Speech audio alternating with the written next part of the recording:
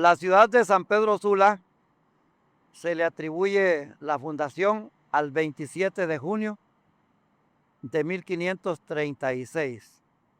Sea esa fecha o no sea esa fecha, San Pedro Sula es San Pedro Sula y tiene fechas trascendentes, la mayoría en la alegría, como el 29 de junio, que es la fiesta de San Pedro Apóstol, y tiene fechas tristes que han ocurrido tragedias en la denominada ciudad de Laureles, la ciudad de los Orzales, la ciudad del Adelantado. Las denominaciones que usted conozca son importantes, pero hay algo trascendente. La ciudad de San Pedro Sula, el municipio de San Pedro Sula, es la cuna de la radiodifusión de Honduras. En junio de 1929 nació la primera emisora, la HRP1. En el centro de San Pedro Sula la fundó el poeta Manuel Escoto Soto. Seguido a eso, la ciudad de San Pedro Sula tiene el periódico que revolucionó la prensa escrita del país, el diario La Prensa, con el primer sistema de impresión rotativo, la máquina Gauss. Y seguido al periódico, la cobertura ya en fotografía al instante de la guerra de 1969 entre Honduras y El Salvador. Sumemos algo más. La prensa es la que organiza cada mes de junio una competencia atlética que comenzó a nivel local, luego a nivel nacional y se ha quedado a nivel internacional, reconocida por las organizaciones deportivas internacionales. Esa competencia empezó inspirada en el sueño de un empleado del periódico que enseguida se convirtió en un ejecutivo. Yo lo recuerdo como el gerente de producción, Adolfo Jun Pacheco. Hoy lo hemos invitado y le hemos dedicado el foro de Maya Televisión, el foro de Honduras, para que nuestra población y sobre todo los jóvenes, los niños, tengan un mosaico de esta historia sobre esta competencia deportiva. Adolfo Jun Pacheco, lo saludamos con todo respeto. Gracias, aquí estamos para servirle y hablar un poco de la historia que usted quiere saber. La maratón internacional del diario La Prensa.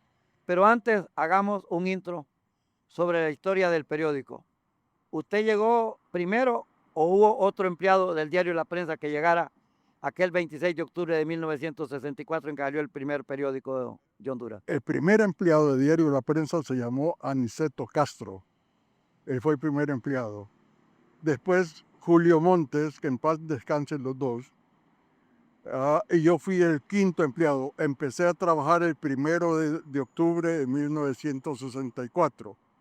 Entonces yo tengo una frase que digo, yo no nací con la prensa nació conmigo, porque a nosotros 5 nos tocó estar armando las primeras máquinas con que se imprimió Diario La Prensa.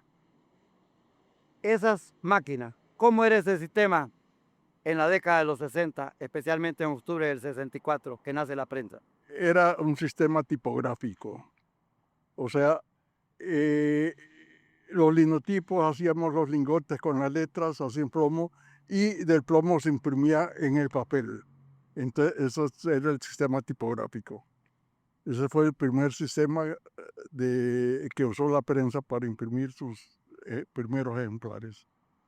El tamaño del ejemplar era tabloide, que es el que conocemos, o el estándar, que es No, entre la cobija y la otra. siempre fue tabloide, siempre. El tiraje que teníamos en el tiempo eran de 2.000 ejemplares. Así que, y de 16 páginas. Ese es el ejemplar que se utilizaba, que se daba y que muchos lo conocieron en aquel tiempo. El primer jefe de redacción que tuvo Diario La Prensa fue Wilfredo Mayorga. Que vive. Vive en Estados Unidos, en Estados Orlando. Unidos. Escritor, tiene 2 libros. Sí, bueno, él fue el primer jefe de redacción. Y los periodistas, ¿lo recuerda usted?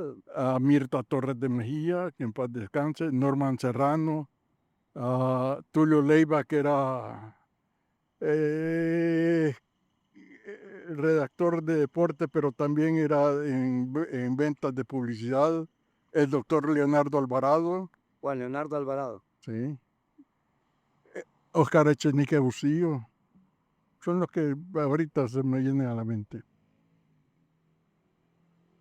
Y la línea editorial, ¿quiénes eran las plumas de la prensa en ese tiempo? Ah, no recuerdo los nombres, pero sí estaba el abogado Alvarado. Juan Leonardo Alvarado. No. No recuerdo el nombre. Andrés Alvarado. Andrés Alvarado, sí. Andrés Alvarado Puerto. No es Andrés Alvarado Puerto. Andrés Alvarado. Sí, era un abogado muy bueno. Él era uno de los editorialistas. De ahí me agarró fuera de base, pero sí han habido más editorialistas de aquel tiempo. Los que continúan después con la era de don Amílcar Santamaría, ya en los 70 entran Wilmer Pérez Regalado, Sí, Wilmer, don Oscar Flores. Oscar Flores fue antes todavía un periodo antes.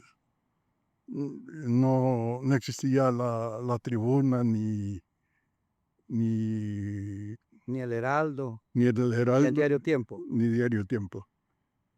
Así que el abogado Flores fue editorialista de la prensa y de ahí se quedó con la idea y fundaron la tribuna. ¿Va? Con el apoyo del abogado Edgardo Dumas Rodríguez. Correcto. Sí. Esas 16 páginas eran sobre todo texto, blanco y negro. Sí, prácticamente blanco y negro, nada más. Y la fotografía, lo que le llaman el cliché. Y cliché había que mandar a hacer esos grabados a Tegucigalpa fotografados FAS. No era fácil, ¿va? Y cuando aparece ya la fotografía impresa. Fue cuando, en el tiempo de don Jorge, cuando don Jorge se involucra ya directamente a la prensa, entonces se cambia al sistema offset y entonces ya ahí, como usted dijo, fue el periódico que revolucionó todo el periodismo escrito, porque ahí empezaron las fotografías, las radiofotos del Mundial de México que lo recibíamos aquí, México 70. que en esas vidrieras que se colocaban las fotografías que recibíamos y todo el mundo se paraba a verlas ahí. ¿Verdad? Aquí era una casita pequeña antes, ¿verdad? No, aquí funcionó el taller de Fontana antes. La casita que usted habla es donde empezamos ahí en la Sexta Avenida. Por el Hotel Terraza. Frente al Hotel Terraza. Ahí estuvimos cuando estaba el sistema tipográfico. Cuando pasamos al offset nos venimos para acá. Por eso le decía que San Pedro Sula tiene momentos tristes. Y en septiembre de 1968 a usted le tocó vivir ese momento en que fue militarizado el periódico y decomisada la edición. Estando allá en el edificio viejo, sí, ya acababa de terminar y me sentía tan cansado que me recosté sobre unas bobinas de papel y ahí me quedé dormido. Ahí fue cuando llegaron a tomarse el periódico y ni cuenta me dio, ni tampoco me vieron. Así que cuando me desperté, era la bulla que habían confiscado todo. Existen 2 ejemplares de esa edición y creo que están guardadas en una bóveda de un banco.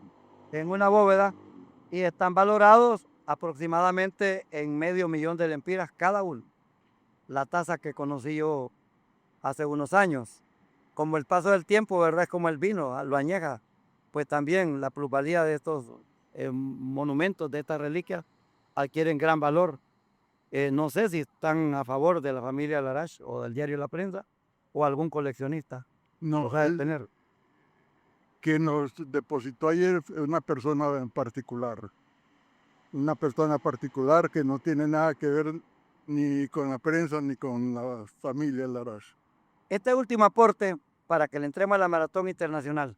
¿Quién lo contrató a usted y quiénes eran los propietarios originales del diario La Prensa?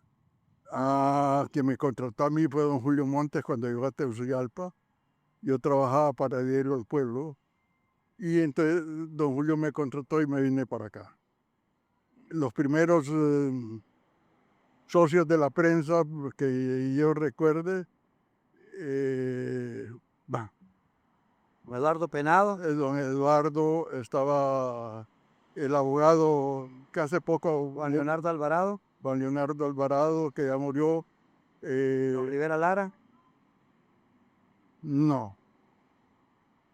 ¿Cómo que llama? Y que fue alcalde de aquí. eh, no Roberto Lario Silva, ni No, Juan Fernando López, ni Jerónimo Sandoval, no. José Fernández Guzmán, Fernández Guzmán accionista. eran accionistas. Y el de la agencia de viajes, ¿cómo que llama? Se me fue el nombre. Ellos eran los primeros socios. Incluso llegó un momento en que ya no había fondos para mantener ese periódico.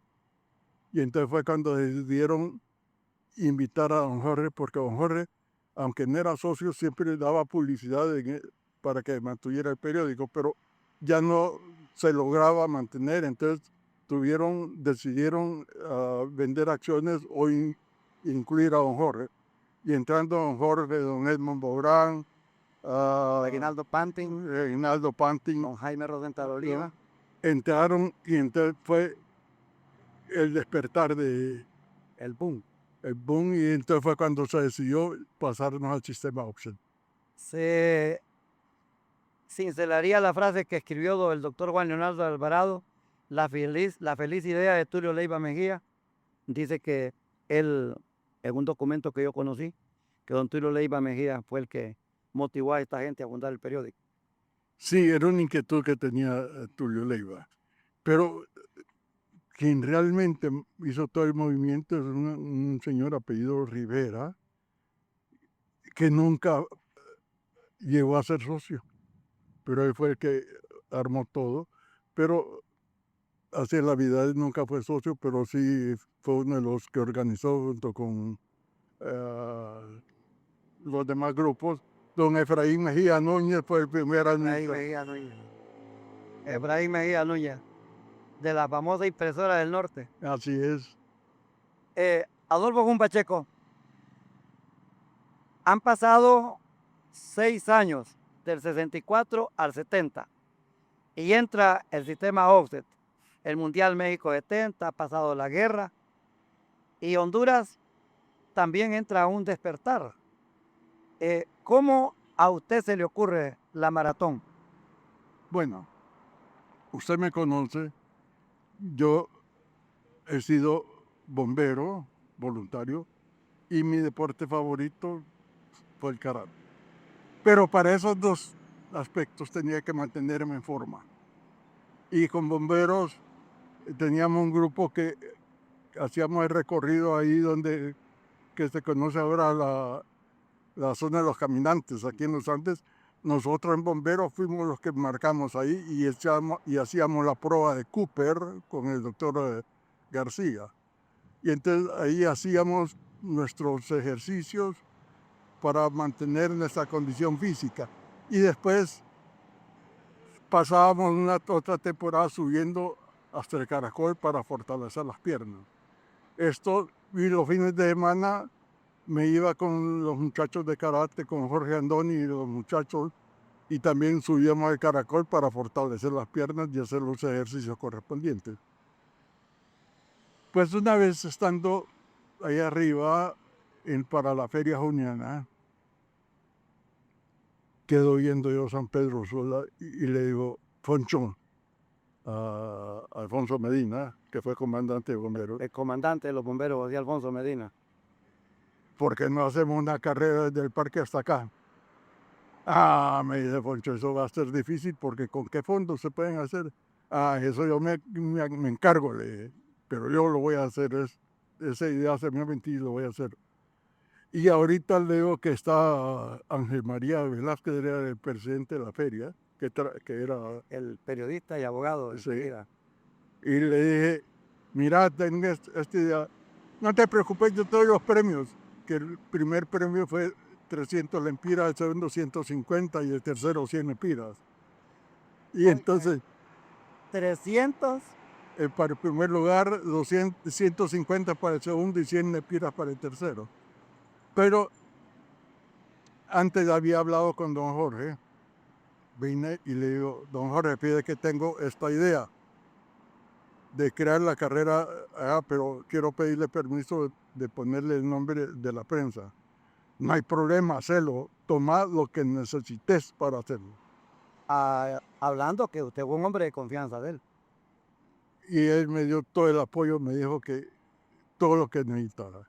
Así que decidí y empecé a publicar los nombres de los que se iban inscribiendo. Recuerdo que mi hermano que trabajaba aquí en Honduras me dice, óyeme, pero fíjate que ahí en la lista han aparecido 3 o 4 empleados de aquí de donde usted, que son unos señores que Mario apenas, Raúl o Guillermo. Guillermo, que apenas pueden caminar y se fueron a apuntar. Yo sé que se van a apuntar mucha gente que nunca va a correr, pero mi objetivo es hacer popular la maratón. Date cuenta una cosa, le digo. ¿Cuántas veces tiene una persona de ver su nombre publicado en un periódico? Nunca. Si es de la clase media para abajo, nunca va a tener oportunidad, a menos de que esté en un accidente, que sea un delincuente, que lo asesinen o que lo mate. Entonces iba a aparecer el nombre. Pero por otra cosa no va a aparecer. En cambio, aquí en la maratón aparecen sus nombres y se sienten muy orgullosos y se sienten tan orgullosos que dicen, en la prensa aparezco. Y estoy seguro que de esa gente hay muchos que guardan esas páginas donde están sus nombres. ¿Verdad? Así que fue uno de los objetivos también, sin querer, queriendo, hice esa estimulación al pueblo. Por eso el pueblo se identificó tanto con la carrera que la sintió propia de ellos. Cuando el día de la maratón, para poner los nombres, no tenía recursos para mandar imprimir ni nada, pero con Rowie, ¿se acuerda de Rowie? Roberto Williams, el caricaturista. Está en Estados Unidos, le enviamos un saludo. Le dije, Rowie, necesitamos hacer los números. No hay problema, Adolfo, llevemos una mesa allá al atrio de la catedral y llevamos los cartones. Y entonces Número y nombre. con Esperancita, La que fue jefa de contabilidad del periódico Esperanza Judith Martínez, sí, viuda de Queda. entonces entre los dos allá, con la lista hacían los números, con los cartones que venían envueltos de las bobinas, de ahí recortamos y así se hicieron los números. ¿verdad? Y aquí la gente de todos los departamentos se involucró en estar dando agua, sándwiches y atendiendo a la gente que venía. O sea, todo el mundo hizo de la maratón como parte propia. ¿Y por qué la coloca en la feria? Por lo que se había encontrado con Ángel María Velázquez, el presidente de la Feria Juniana, o para darle realce a la feria.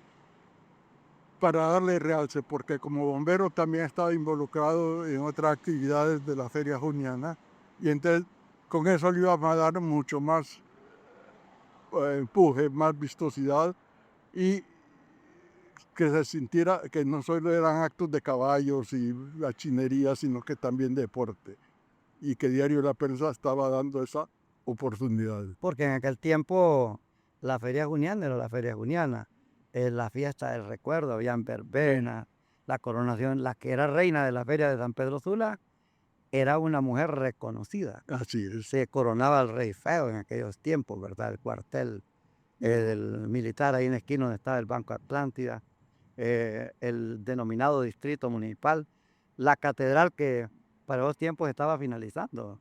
Era otra catedral la que había, los otros templos. Bien, ¿usted recuerda cuántos atletas se inscribieron? No recuerdo, pero andaba cerca de los 300 y pico. Entre Dígame, ellos, le pegó la convocatoria. ¿ah? Le pegó la convocatoria. Entre ellos, uno de los que corrió ahí fue el famoso Chulampín Cedillos. El árbitro. Ahí, que por cierto no llegó ni hasta hasta el puente de Bellavista quemado. Ah, bien. ¿Qué categoría puso? ¿Una sola? Una sola, y no había, no había diferencia porque no teníamos ni la experiencia, pero sí el entusiasmo. Y no había otra competencia más que las oficiales de la Federación de Sí, Atletismo de Honduras. así es. Y así que fueron las dos primeras ediciones, como usted mismo lo dijo, la primera fue local, la segunda ya fue a nivel nacional, y ya las otras se hicieron internacionales. Y la internacional también fue por otra inquietud que la desarrollé. Estando ahí en el Caracol, que me llevé a Hipólito allá para que viera Hipólito El López. corredor Hipólito López, gran bondista hondureño. Quedaba viendo Hipólito, y qué bella San Pedro Sula. Pero Adolfo, ¿sabe qué? Tengo una gran tristeza. Me da tristeza cuando salgo a competir por cualquier lado de Centroamérica, Suramérica, el Caribe y todo. Y todo el tiempo me dicen, ajá, Polo, ¿y cuándo vamos a ir a competir a tu país? No tenemos ninguna competencia internacional. Y eso me da tristeza. La federación no le interesa. Polo le tomo su inquietud. Vine y le conté a Sergio Mengíbar, Gerente del periódico, que en ese tiempo acaba de venir del Brasil, Sergio Mengíbaro, y, gran mercadotecnia. y le digo, Sergio, fíjese que Polo, Adolfo, ¿y por qué no lo hacemos? Bueno, déjeme pedirle permiso a don Jorge. Me fui para don Jorge de nuevo y me dice, mira, si es por el bien del país y que el nombre de la prensa surja, dale viaje. Ahí sí fue que con doña Margarita Durón, ¿sí la conoció? Sí, sí la conocí. Con ella fuimos a visitar las líneas aéreas para conseguir pasajes a mitad gratis o Los por tiempos de caja. TACA, de TAN, de SAS, América Airlines, aquellos Sí. tiempos. Y entonces, y conseguimos pasajes por canje y otros regalados. Comprábamos por una por canje y el otro ellos lo donaban. Así que ahora ya tenemos eso.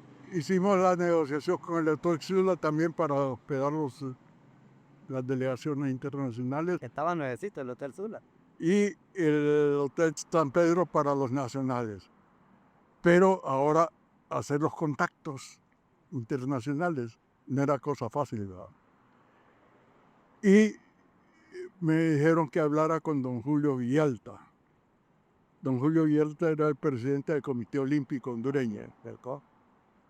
un hombre íntegro, y le dije, don Julio, fíjate que tengo esta idea y que está avalada por Diario La Prensa. Adolfo, cuente con mi apoyo. Ya le consigo los teléfonos de los presidentes de los comités olímpicos de todo Centroamérica y parte del Caribe y todo. Me los dio y empecé a telefonear a todos los comités olímpicos y ahí empezó a hacer el contacto para traer corredores extranjeros. Todo Centroamérica. México. Entonces, en México, en esa ocasión vinieron de Venezuela, vinieron de Ecuador, vino, sí, Es que era más fácil traer de Estados Unidos que traer de Sudamérica. así es. Así que así empieza la cuestión, pero ¿sabe qué me agrada? Que la prensa no ha dejado de caer la maratón, Se mantiene. porque de nada hubiera servido mi idea, mi entusiasmo inicial, si la prensa no hubiera continuado con esta tradición, ¿verdad? Ahora hay un detalle que usted no lo ha dicho a la teleaudiencia de Maya Televisión. El circuito y las trampas, las picardías que usted sabe siempre dan con el circuito de la carrera. Hubo alguien quien le cuido, como quien dice, salir adelante con la carrera. Bicicletas, motos, camino más directo. No, porque ahí estaba algo bien especial. Todo eso lo habíamos considerado. El punto de salida era el diario La Prensa. Aquí donde estamos. Y ahí precisamente Chele Wilmer agarró una escoba para barrer donde Carlos Rivera pintó la raya de Don salida. Carlos Rivera.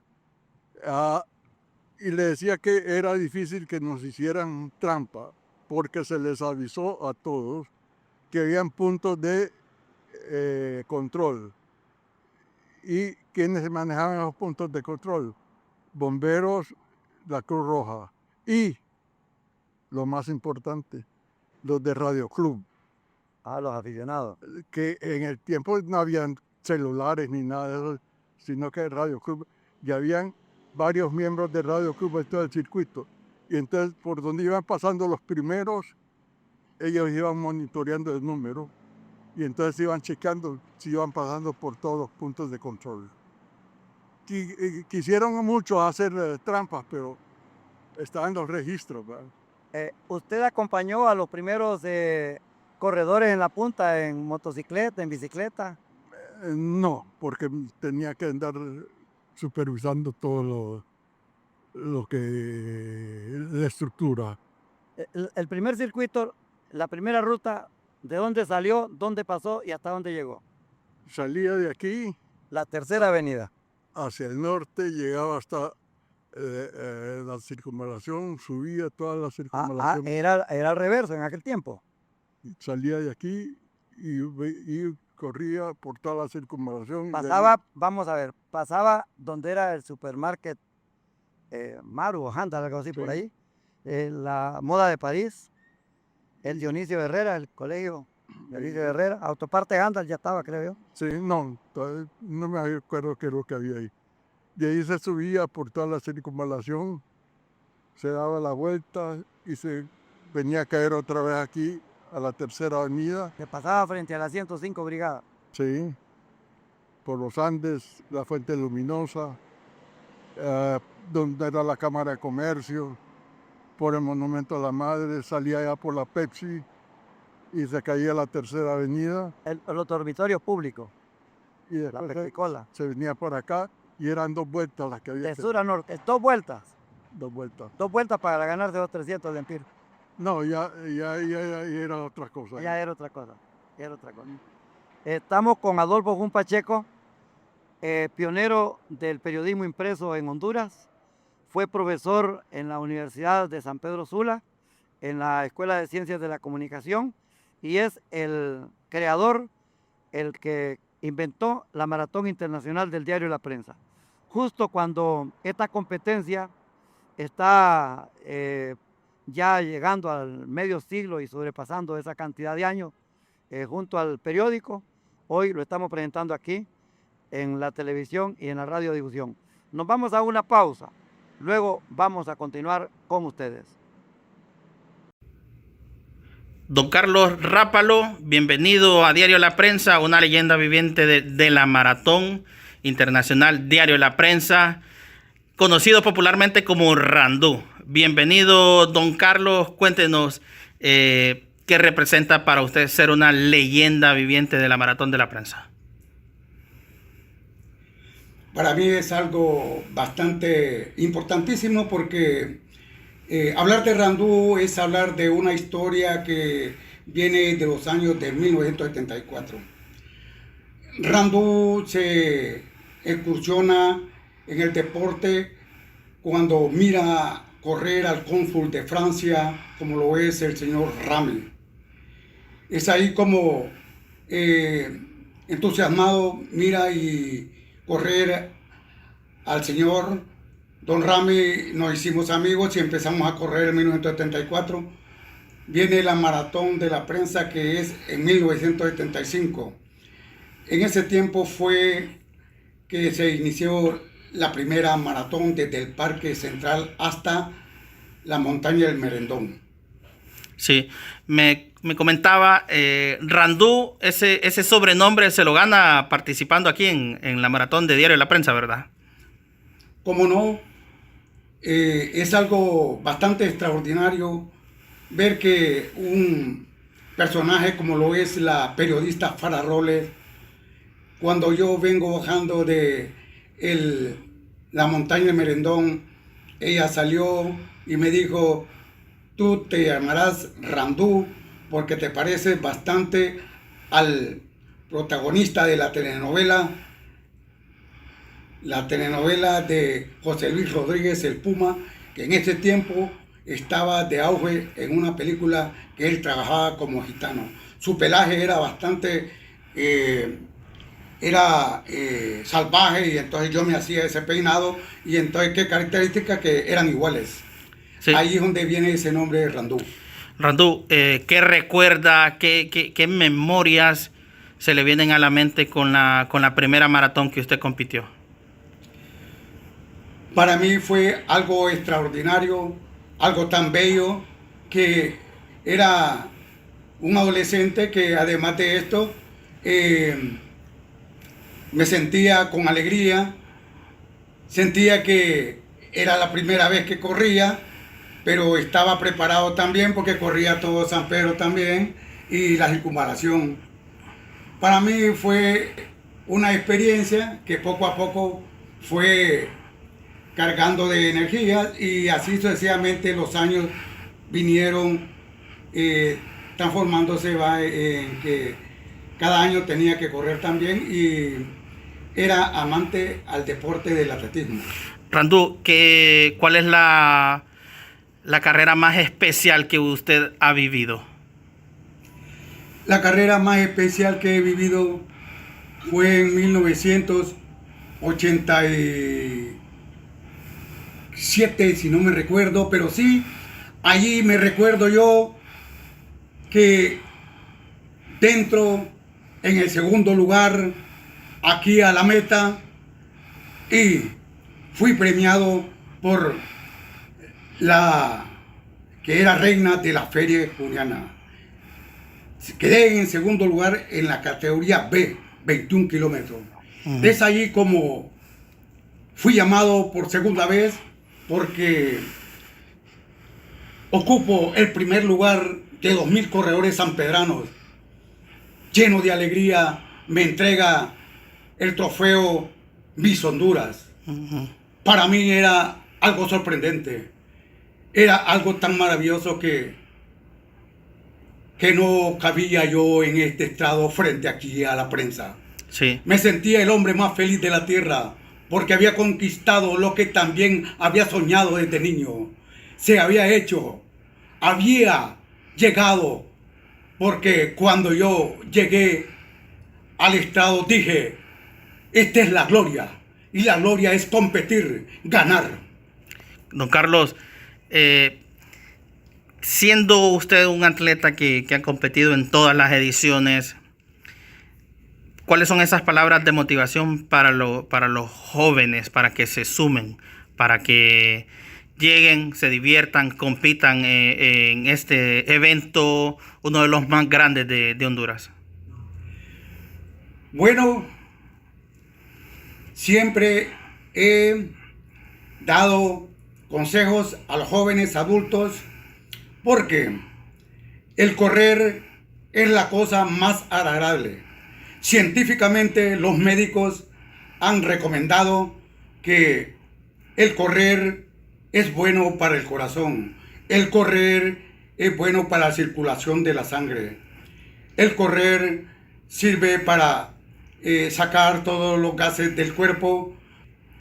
Yo estoy invitando a todo el pueblo de Honduras para que vengan a ver esta gran maratón internacional que año a año se compite aquí en San Pedro Sula, en la feria juniana. Todos los jóvenes, todos los adultos, toda la familia, vengan a conocer cómo es que tradicionalmente se corre aquí en San Pedro Sula las maratones de la prensa. Don Randú, ¿cómo ha influido en su vida competir la maratón de la prensa?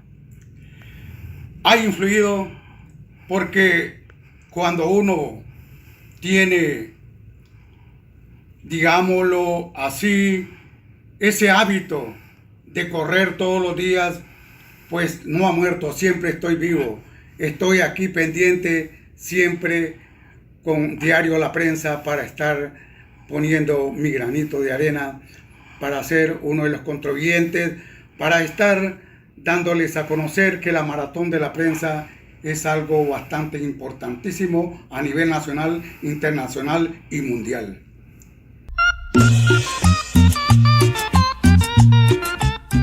Carne de pollo de calidad en Casa de Pollo Rey, en la 15 de septiembre, adelante de Bac Credomatic por el aeropuerto Toncontín. Carne de pollo para su hogar o para su negocio, como usted lo quiera o lo necesite. Entero, por piezas y menudos. El mejor pollo de Tegucigalpa. Que le maten pollo, que le maten pollo. Que le maten pollo, que le maten pollo.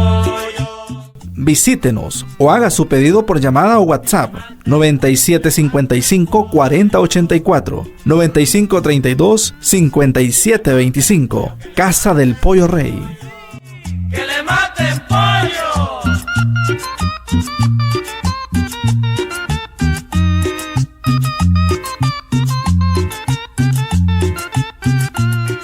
La naturaleza no es solo algo agradable, es fundamental para nuestra salud. Pero muchas de las comunidades que más la necesitan tienen un acceso reducido a ella. Esto significa menos protección contra la contaminación atmosférica, menos sombra que resguarde del calor, menos espacio para hacer ejercicio, jugar y relajarse. Entonces, ¿qué podemos hacer? Apoyar a los líderes locales en sus esfuerzos por crear más espacios verdes para sus comunidades. Abogar por políticas que prioricen la naturaleza para todos.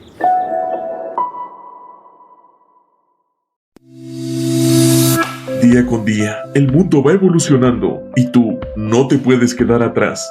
La tecnología se ha convertido en parte de nuestra vida cotidiana, pero ¿sabías que puedes aplicarla en diferentes ámbitos como la educación, salud, empleos, ciencias y entre muchas más?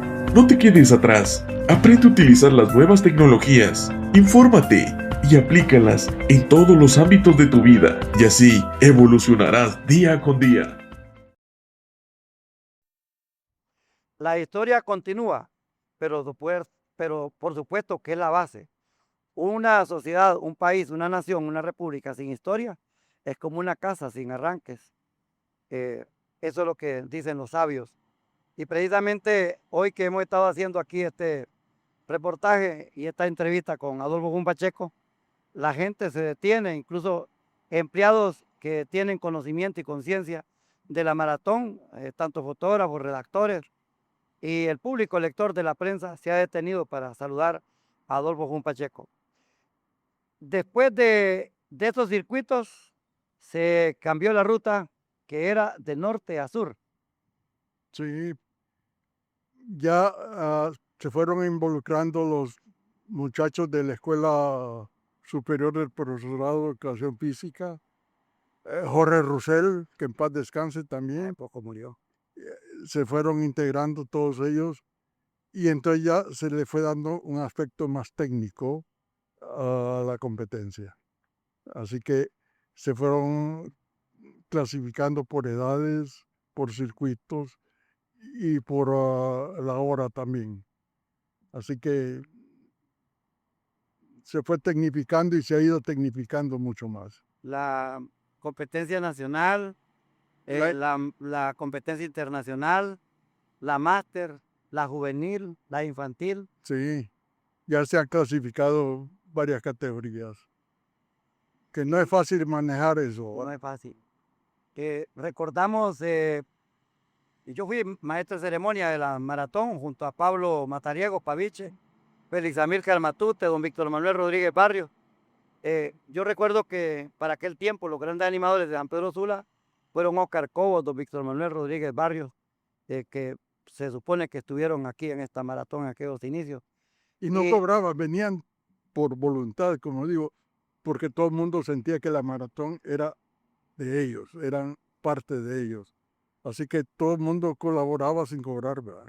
Y hay otro detalle, la cobertura de los demás medios.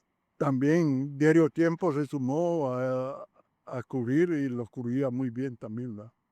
La televisión, la radio, y luego las agencias internacionales. También. Es decir, hoy la Maratón Internacional de la Prensa es un evento internacional con cobertura de los medios holding, de los poderosos. Sí, no, sí. Esta maratón se ha convertido, creo, en la primera de Centroamérica, ¿va? Antes era la de Costa Rica, la de Cobán de Guatemala, pero han ido perdiendo su fuerza, pero lo de la prensa sí se mantiene. Y claro, pues ya se han integrado los ejecutivos del periódico con nuevas ideas, los patrocinadores. Ahora una maratón es amenizada por una orquesta de las mejores de Honduras. Ya vienen artistas internacionales. Siempre viene la autoridad, el alcalde, la gobernación, e incluso han llegado presidentes de la República a la maratón internacional de la prensa, la reina de la feria, la empresa privada.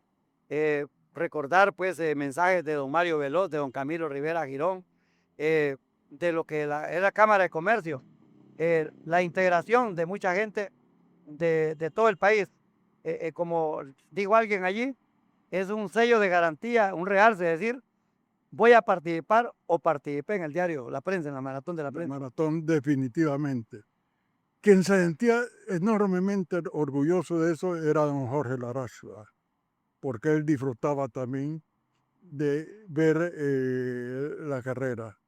Incluso él prestaba las vitrinas de su almacén para exhibir los trofeos de Diario La Prensa. Don Jorge fue el que me motivó y me hizo crecer mi idea para que fuera lo que soy yo. Que enormemente le agradezco a don Jorge J. Larache. ¿Usted ya se retiró del diario La Prensa en qué año, Adolfo? Hace alrededor de unos 15 años ya me retiré de la prensa. Ahora a vivir de esos gratos momentos, de esos gratos recuerdos. Pues sí, no queda de otra. Ya son 83 años que me cargo. No es fácil andar para arriba y para abajo, pero me siento bien. Un mensaje para los atletas, un mensaje para la juventud de su parte.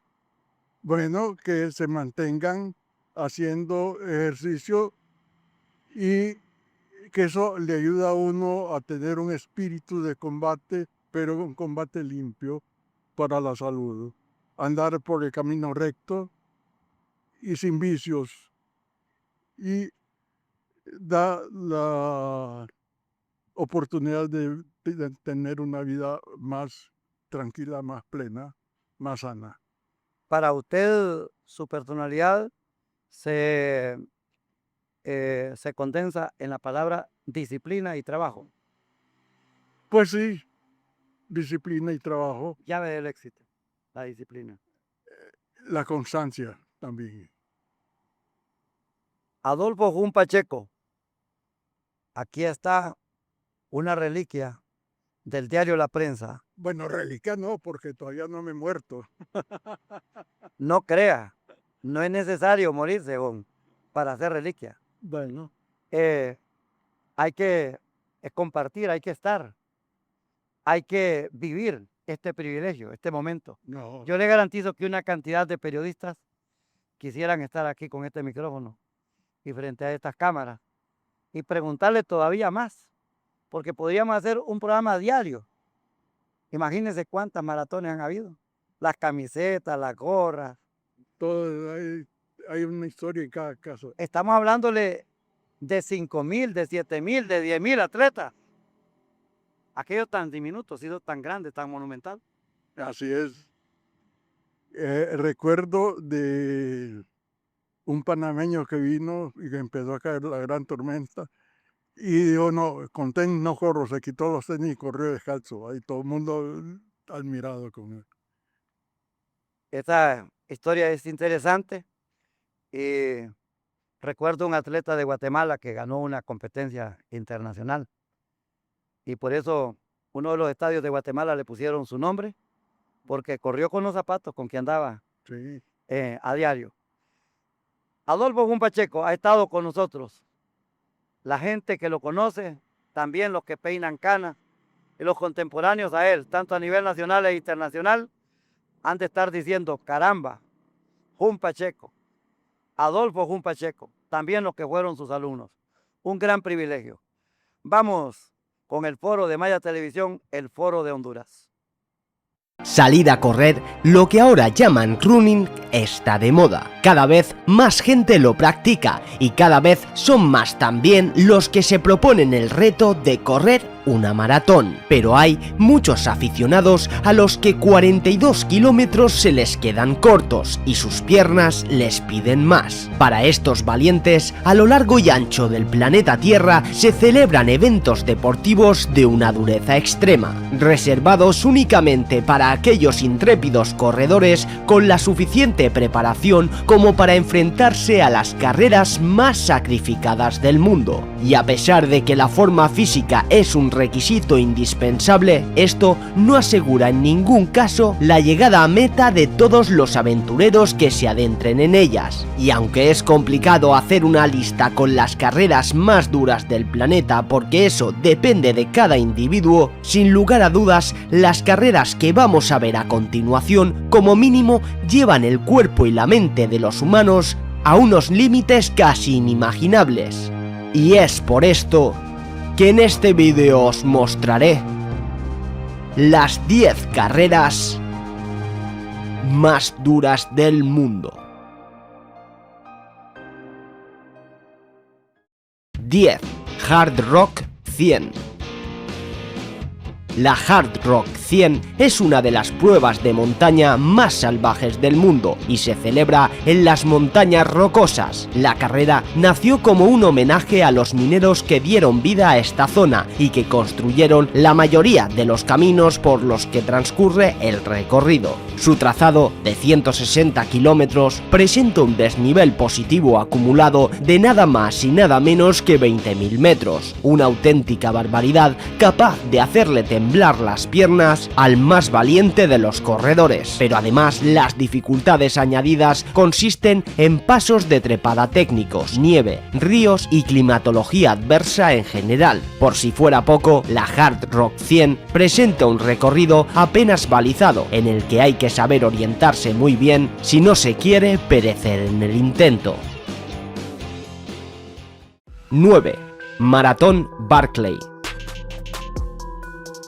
Nada es convencional en esta ultramaratón. Cada año unos 40 corredores intentan recorrer 161 kilómetros en 60 horas por un endiablado escenario en Tennessee. Tanto es así que hasta hoy en día tan solo 18 personas lo han conseguido en más de 30 años que se lleva celebrando. Esta prueba de 100 millas sobre el bosque de Frozen Heath es ya todo un símbolo dentro del mundo del trail running. Una idea loca de Gary Lazarus Lake, quien un día de 1986 decidió rememorar la huida y posterior captura del asesino de Martin Luther King preso en una cárcel cercana. Para añadirle más dificultad al reto, decidió marcarle un límite de 60 horas, el tiempo de libertad en el que el recluso James Earl Ray sobrevivió en un entorno tan hostil antes de que lo encontraran. Los pocos que lo consiguen apenas pueden dormir 10 minutos en los 2 días y medio que dura la prueba. Cuentan con un mapa y algunos puntos por donde deben de pasar sí o sí, y lo demuestran arrancando una página concreta de un libro escondido en el bosque. Pero además no hay apenas asistencia y la ingesta de líquidos o alimento es casi inexistente. 8. Ultra Trail del Mont Blanc. El Ultra Trail del Mont Blanc está considerada como la carrera de trail running más prestigiosa de Europa, siendo además una de las más numerosas, contando con unos 2.300 corredores. Tiene lugar una vez al año en los Alpes, atravesando Francia, Italia y Suiza, con una distancia de unos 172 kilómetros y un desnivel positivo de unos 10.000 metros. Y mientras que los mejores corredores completan todo el recorrido en poco más de 20 horas, la mayoría de los participantes lo hacen en un tiempo de entre 30 y 46 horas, siendo el tope de llegada de unas 46 horas y media. Por esta razón, para superar esta loca carrera, los corredores deben estar muy bien preparados, ya que esta no es una carrera para aficionados, así que si quieres participar y no perecer en el intento, como mínimo debes ir bien entrenado y plenamente concienciado a lo que te enfrentas. Una carrera extrema donde harás sufrir a tu cuerpo y a tu mente hasta límites poco conocidos. 7. Ultramaratón Badwater. Sencillamente hay que estar loco para participar en la autoproclamada carrera más dura del mundo. Su dificultad extrema se debe a una combinación de varios factores. En primer lugar, el recorrido actual tiene una distancia total de 217 kilómetros. En segundo lugar, la salida y la llegada son respectivamente los puntos geográficos más bajo y más alto de los Estados Unidos, excluyendo eso sí a Alaska y Hawái, lo que obliga a los corredores a una ascensión cumulativa de más de 4.000 metros. Finalmente, gran parte de la carrera transcurre por el desierto del Valle de la Muerte, donde la temperatura diurna suele llegar a los 49 grados centígrados a la sombra. Esta ultramaratón es una carrera tan dura que la organización escoge personalmente a los participantes, limitando el cupo a entre 70 y 80 personas, de las cuales cerca de una tercera parte se retiran antes de completar el recorrido. 6. Espartatlón. El Espartatlón es una ultramaratón de 246 kilómetros entre las ciudades griegas de Atenas y Esparta, que se celebra desde el año 1983. Intenta seguir los pasos de Filípedes, un mensajero ateniense enviado a Esparta en el año 490 a.C. a buscar ayuda contra los persas en la batalla de Maratón. La carrera comienza a las 7 de la mañana en Atenas y finaliza en Esparta, por lo que los corredores tienen que pasar por 75 controles con un estricto horario de cierre. Por esta razón, los corredores fuera del corte pueden ser retirados de la carrera, y aunque la tardanza en la primera mitad de la carrera es generalmente tolerada, esta tolerancia comienza a desaparecer después del atardecer, y en el último tercio de la carrera, los organizadores pueden retirar a los corredores que están fuera del límite de tiempo o que presentan una fatiga extrema. 5. Maratón de Sables. El Maratón de Sables es una exigente ruta considerada una de las carreras más duras del mundo. En total son unos 250 kilómetros de recorrido con una duración máxima de 7 días, una durísima carrera pensada para gente con una salud de hierro y acostumbrada a sufrir. El trazado cambia cada año, pero siempre discurre por llanuras pedregosas y por dunas abrasadas por el sol. Pero además es una prueba de autosuficiencia, por lo que cada corredor debe llevar su propio alimento, bolsa de dormir y otras herramientas. Su similitud con el Rally Dakar es muy grande, ya que a pesar de su dureza es extremadamente mediática, y de hecho cada vez está más masificada, y se quedan cortas las 800 plazas disponibles por año. 4. Maratón Jungla. La Maratón Jungla es considerada como una de las carreras más peligrosas del mundo. Se celebra cada año en la Amazonía brasileña y más allá de la distancia que hay que recorrer, lo que convierte a esta carrera en un auténtico desafío es el entorno donde deben correr los atletas. Entornos con temperaturas de hasta 40 grados con un 99% de humedad, pasando por zonas donde la vegetación es tan frondosa que no deja pasar la luz del sol y cruzando ríos en los que habitan caimanes y pirañas. Eso sí, sin olvidar las serpientes y demás faunas de la jungla, incluyendo algún jaguar. No obstante, esta carrera se disputa en 3 distancias, la más corta, que es la edición de 42 kilómetros, la intermedia de 127 kilómetros repartidos en 4 etapas y su versión más larga, la de 254 kilómetros disputados en 6 etapas. 36633 Arctic Ultra. En el mundo hay carreras extremas, pero tal vez ninguna como la 6633 Arctic Ultra. Esta prueba tiene un recorrido de unos 560 kilómetros, pero 560 kilómetros por el Círculo Polar Ártico, que no es moco de pavo, ya que como puedes imaginar, esta distancia junto al clima polar, sumados a los fuertes vientos y a la nieve, hacen de este reto una misión casi imposible. Además, al ser un territorio tan extenso y con tan pocos participantes, los corredores están la mayoría del tiempo en absoluta soledad. El recorrido por esta región es monótono, extremadamente frío, llegando hasta los 50 grados centígrados bajo cero, y además se complica en el tramo llamado el Corredor de los Huracanes, una zona con vientos tan fuertes que podrían levantar un camión. Pero si esto todavía te parece poco, además esta carrera entra dentro de la modalidad de autosuficiencia, por lo que los participantes arrastran su trineo con todo lo necesario para la carrera. En definitiva, se trata de una carrera solo apta para auténticos héroes. 2. Four Deserts. Four Deserts es una competición internacional. Se trata de una de las carreras más exigentes del mundo que se desarrolla en los lugares más inhóspitos del planeta.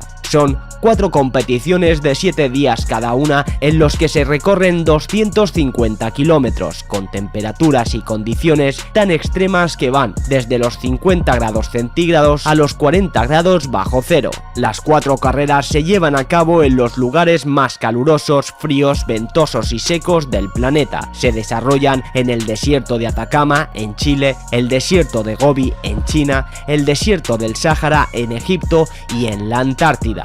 Los 4 desiertos son en definitiva 4 aventuras divididas que se pueden disfrutar juntas o por separado, aunque hay una especie de torneo llamado Grand Slam que implica terminar las 4 carreras en un año. En definitiva, todo un desafío que pone al límite a los participantes. 1. Autotranscendencia 3100.